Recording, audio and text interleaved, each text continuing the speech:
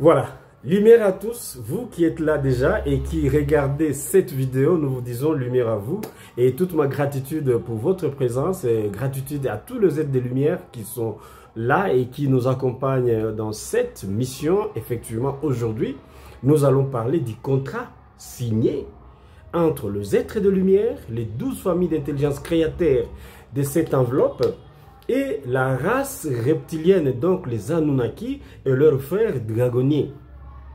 Je vous avais dit que si vous regardez ce qui se passe sur la Terre et ce que nous sommes en train de vivre, ce sont des faits réels qui ont été déjà prédéfinis et qui ont été même écrits dans la Bible. On a écrit dans les livres des morts tout ce que nous sommes en train de connaître. Et ce n'est pas pour rien qu'ils l'avaient écrit. Ils ont écrit tout ça pour que, à ces moments-ci, à l'ère du Verseau, nous soyons en mesure de recevoir ou bien d'être orientés, ou je peux dire encore, de recevoir ce que nous appelons la canalisation, qui va nous permettre effectivement de comprendre la réalité. Cette réalité, c'est quoi? C'est que le contrat qui a été signé entre les êtres de lumière et les intelligences, les êtres de lumière, donc les intelligences créateurs et les dieux, les divinités qui dirigent l'humanité aujourd'hui, le contrat est à son bout. Le contrat est vraiment à sa fin et ils doivent partir. Et vous n'allez pas ici me contredire en disant que ce n'est pas écrit, c'est dans les livres de mort. C'est écrit que pendant les derniers jours, il y aura. Mais vous pouvez quand même vous poser la question, mais qu'est-ce qui signifie, qui justifie que effectivement les livres de mort ou la Bible, c'est un contrat? Oui, ça c'est une question pertinente à se poser. Et c'est sur cette question que je vais répondre dans cet enseignement. Cet enseignement a pour but de vous montrer pourquoi et combien vous devez quitter la spiritualité parce que ça n'a pas été destiné pour vous. Vous avez été créés par des êtres de lumière, des intelligences créateurs qui ont tout prévu pour notre bien. Mais à un moment donné, il y a eu un couac entre les intelligences, y compris les intelligences créateurs de lumière et les déchus. Les déchus, c'est ceux-là qui ont pris le temps et qui ont refusé le libre arbitre à l'humanoïde terrien dans l'univers. Donc, dans l'univers, la loi du libre arbitre existe. Mais eux, ils ont dit non, on ne peut pas donner le libre arbitre à ces êtres-là parce qu'ils ne le méritent pas. Vous les avez créés spécialement. Ils ont 12 brins d'ADN, 12 chakras. Donc, ce sont des êtres très spéciaux. Quand ils vont grandir en conscience, quitter la 3e dimension, 4e, 5e, 6e, ils seront plus forts que nous.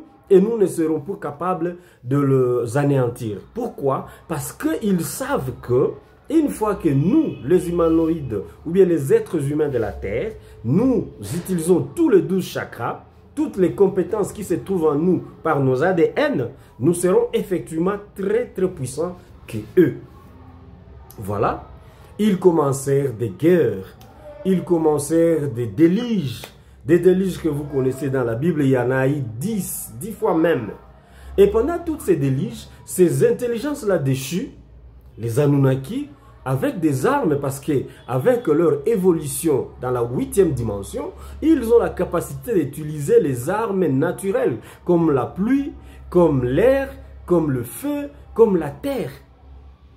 Et ils se sont effectivement demandé comment ils peuvent anéantir et tuer définitivement et détruire l'humain qui a été créé sur la terre de toutes les manières qu'il fallait. Voilà pourquoi, à un moment donné, ils vont descendre jusqu'à la terre, sous prétexte qu'ils sont venus chercher de l'or. Et quand ils sont venus, effectivement, ils ont trouvé le Pléiadien qui était à l'époque en train d'enseigner les humains de la terre à comprendre, à être conscients, pour que leur conscience commence à faire une croissance vers des dimensions plus supérieures. Et quand cela étant, ils ont signé un contrat. Et dans ces contrats-là, on leur a donc interdit de ne jamais ou bien de ne pas exterminer cette race. Ils ont dit, bon, si tel est le cas, nous n'allons pas exterminer votre race, mais donnez-nous quand même la possibilité de reproduire et de produire notre propre race. Ça, je l'ai déjà expliqué plusieurs fois. Je reviens parce que je suis en train de vous amener à comprendre le contrat qui a été signé. Nous allons lire, je n'ai pas l'habitude de lire la Bible, mais aujourd'hui, je vais vous lire quelques versets de la Bible et vous allez comprendre avec moi cette réalité. Qu'est-ce qui s'est passé? Nous allons aussi créer notre propre race des humains ou bien des humanoïdes. Il y a un conseil interstellaire et galactique. Et dans le conseil, on leur accepta de venir créer. Il y a 350 000 ans que cela fut. Ils acceptèrent qu'ils vont créer leur propre race. Et c'est comme ça que quand nous entrons maintenant dans la Bible, en Genèse chapitre 1er, chapitre 2, il est écrit: créons l'homme à notre image et à notre ressemblance. Et c'est comme ça qu'on va créer la race humanoïde reptilien ou reptilienne. Cette race-là est consciente qu'ils sont reptiliens et ils le disent. Mais moi et toi, nous ne sommes pas des reptiliens. Nous sommes des êtres multidimensionnels qui possédons 12 chakras et 12 brins d'ADN. Mais l'être qui fut créé ne possédait que 2 ADN et 1 chakra. Une des centres d'énergie, c'est ce qu'on appelle chakra. Créons l'homme à notre image et à notre ressemblance. Est-ce que quand les gens se disent créons à notre image, c'est qu'il y avait un homme qui ne le ressemblait pas et qui n'était pas de leur image. Et cet homme-là, c'est qui? C'est toi et moi. Qui n'était pas capable de les servir. Je vais vous ramener à comprendre encore bien et mieux les contrats. Quand ils vont créer leur propre homme, quand vous lisez les livres de la Genèse, le mot Genèse en grec, ça veut dire naissance, voilà. En grec, Genèse veut dire naissance. Après la naissance de cet humanoïde-là, de cet humain-là, qu'il nomma Adam, Adam signifie un être qui a été tiré de la terre, d'après eux. Ça, c'est leur affaire. Et la première des choses, ils vont lui imposer des lois. Écoutez-moi bien. Ils vont imposer à cet homme-là qui a été créé des lois, dont vous avez les 10 commandements. Dans les 10 commandements, le premier et le deuxième les concernent eux, les dieux, qu'ils doivent servir, qu'ils doivent adorer, qu'ils doivent respecter et faire même des cultes pour ces dieux-là. La deuxième des choses sera quoi? Sera de donner des sacrifices. Vous les avez dans Deutéronome. Dans Deutéronome, c'est là où on vous montre combien le peuple d'Israël devrait donner des sacrifices à leur Dieu à chaque année, à chaque instant pendant l'année et à tout moment. Ça, ce sont des choses parce que eux, ils se nourrissaient de la viande humaine et de la chair, humaine et du sang, et que quand ils ont trouvé que les intelligences créateurs des 12 familles interstellaires galactiques avaient refusé de nous exterminer, de nous consommer toujours comme leurs aliments, ils ont créé maintenant la race qui devrait nous remplacer, nous, et ne pas nous consumer. C'est comme ça que cette race-là sera créée. Et on va leur donner des orientations. On va enseigner à la race reptilienne, locale encore sur la Terre, et encore vivante et présente, comment ils doivent travailler et vivre avec leur Dieu. Et c'est comme ça que vous verrez toutes ces lois-là. Mais le contrat est que créons l'homme. Allez créer votre propre homme. Laisse-moi vous parler encore d'une histoire qui va vous faire comprendre effectivement combien de fois celui-ci est un contrat. Je vous ai parlé des mythes de Nimrod, en vous révélant que Nimrod, c'était parmi ces êtres-là, les Africains, qui avaient refusé de servir ces dieux-là. Et c'est comme ça qu'on va nous disperser par multiples langues. Les langues que nous avons sur la terre, beaucoup plus ce sont des langues qui proviennent de l'Afrique et des Africains. En nous dispersant sur la terre, Et ils ont voulu à ce que nous puissions être dominés et nous dominer davantage. Mais curieusement, effectivement, cela a réussi, mais notre conscience n'a jamais été d'accord avec tout ce qui a été fait sur notre propre être.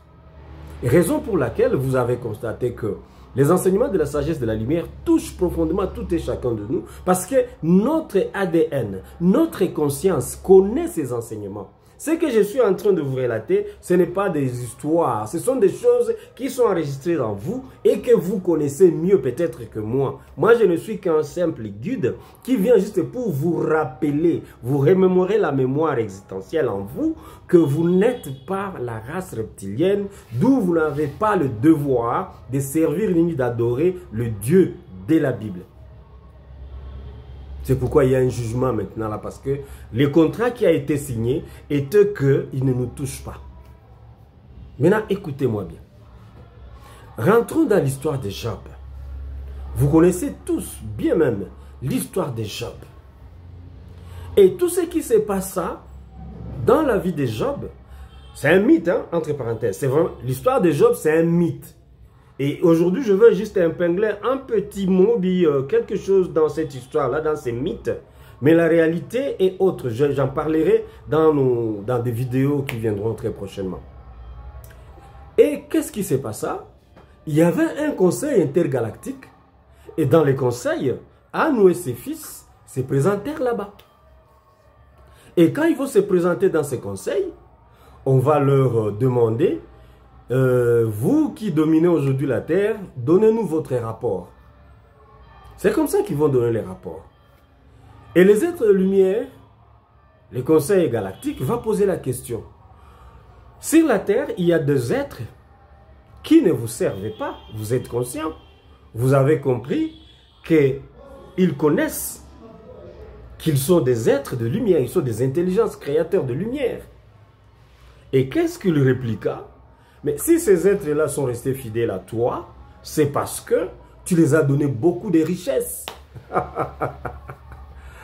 Tu les as donné beaucoup de richesses. Regardez, soyez attentifs avec moi. Quel est ce continent-là? Quel est ce peuple-là qui détient beaucoup de richesses sur la planète Terre? N'est-ce pas l'Afrique? Et là où ils nous ont dispersés, là où on a amené nos frères en Haïti, c'est pas en Guadeloupe et ailleurs. Les richesses ont poursuivi nos frères. Il y a de l'or aussi, il y a les diamants aussi là-bas.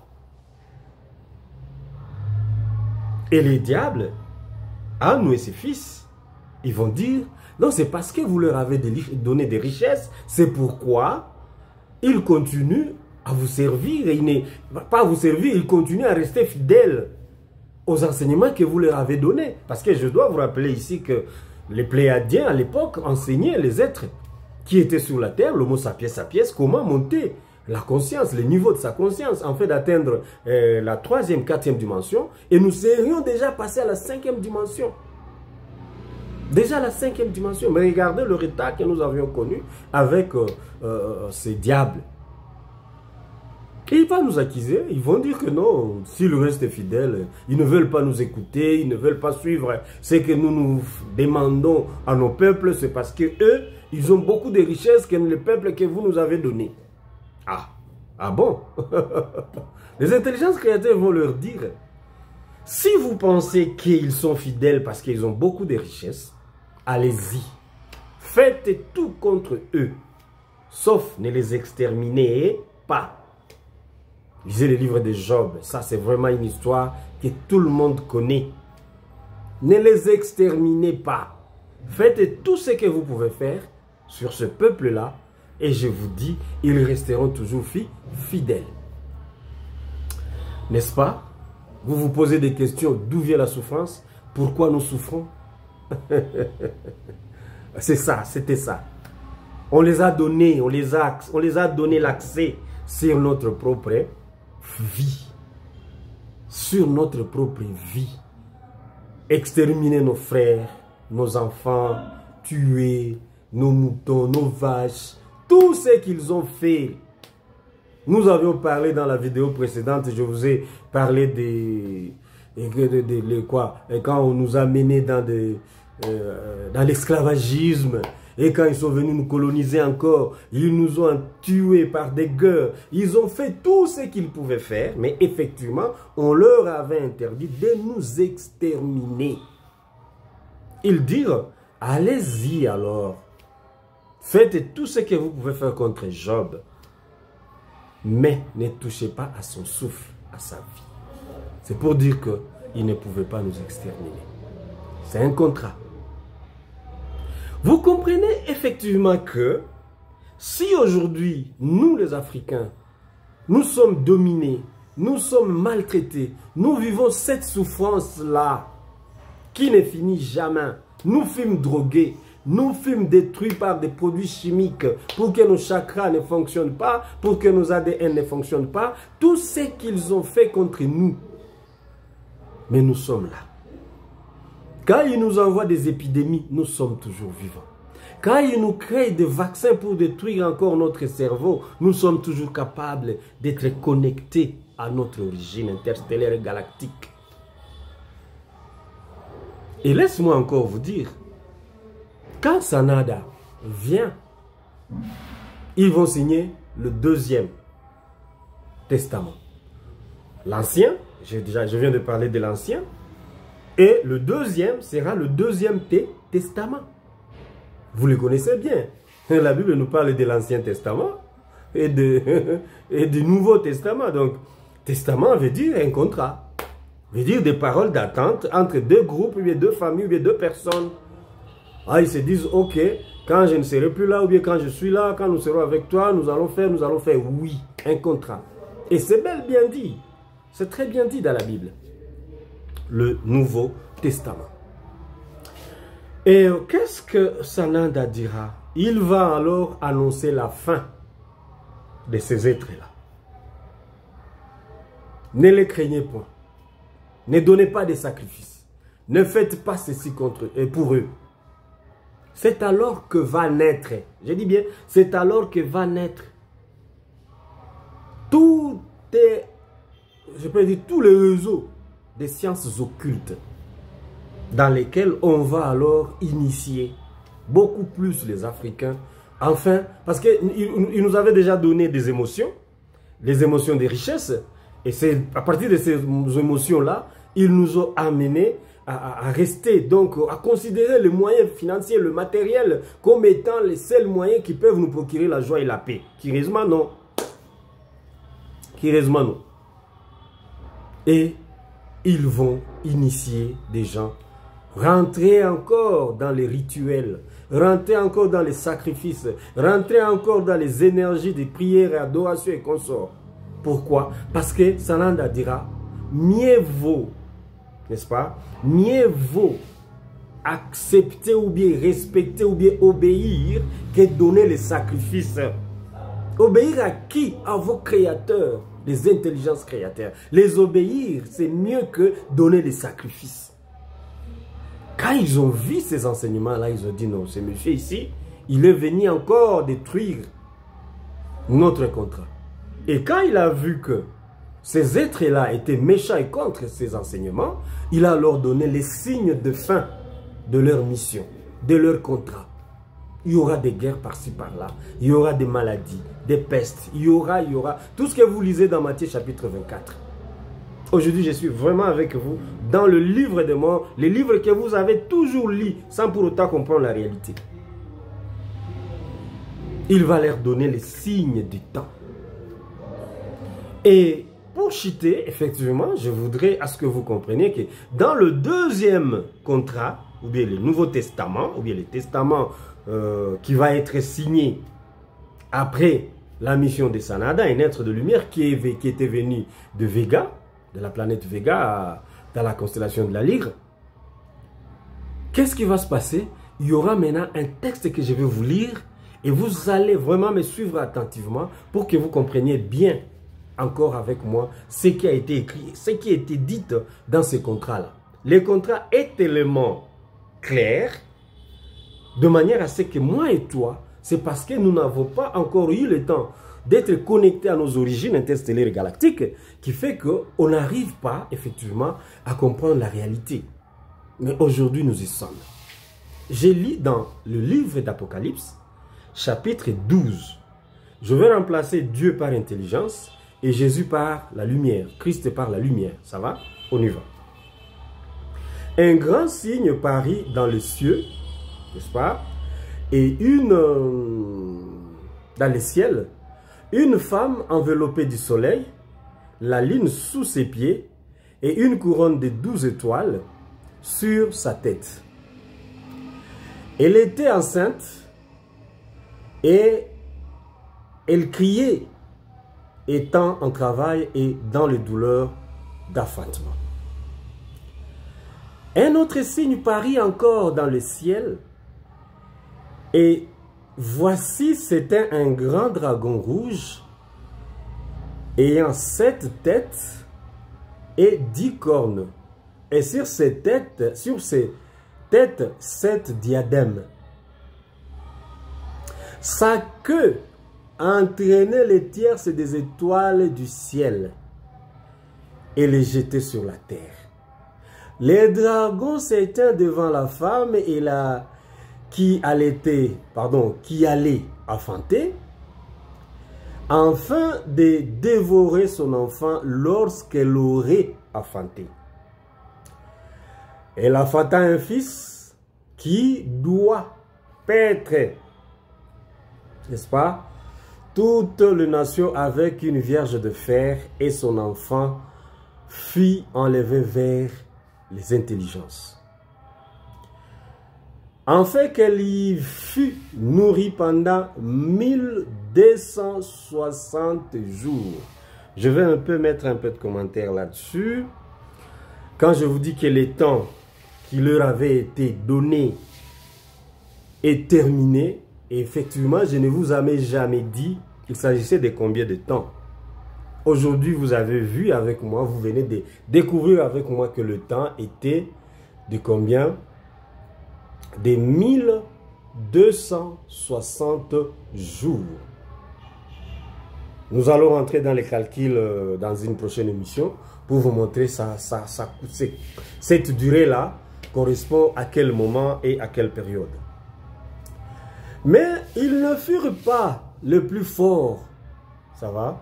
Non, il y eut une guerre dans les ciels. Michael et ses anges combattirent contre les dragons, et les dragons et ses anges combattirent, mais ils ne furent pas le plus fort. Ça va? Et leur place ne fut plus trouvée dans les ciels. Et il fut précipité, le grand dragon, le serpent ancien, appelé Diable et Satan. C'est lui qui séduit toute la terre. Il fut précipité sur la terre et ses anges furent précipités avec lui. Et j'entendis dans les cieux une voix forte qui disait: maintenant le salut est arrivé, et la puissance et le règne de notre intelligence et l'autorité de sa lumière, car il a été précipité l'accusateur de nos frères, c'est lui qui les accuse devant notre intelligence jour et nuit. Ça va?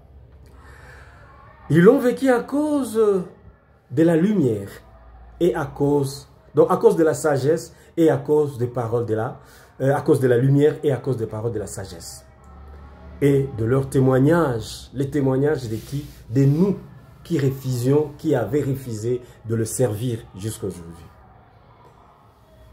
Et c'est pourquoi, réjouissez-vous cieux, et vous qui habitez dans le cieux, malheur à la terre et à la mer, car le diable est descendu vers vous, animé d'une grande colère, sachant qu'il a un peu de temps. Voilà. Je peux m'arrêter par là, vous pouvez continuer. Connaissant qu'il avait un peu de temps, qu'est-ce qu'il a fait? Il est venu avec une très grande colère.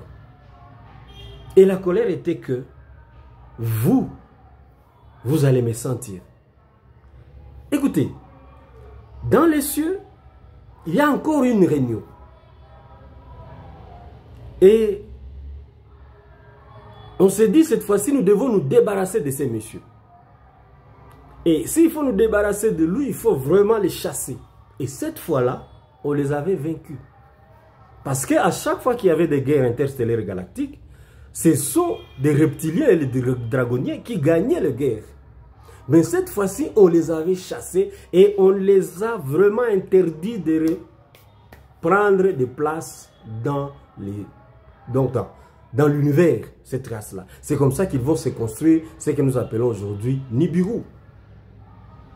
Mais quand ils vont revenir sur la terre, ça sera un malheur. Malheur pourquoi? Parce que le temps qu'on lui a accordé est trop petit.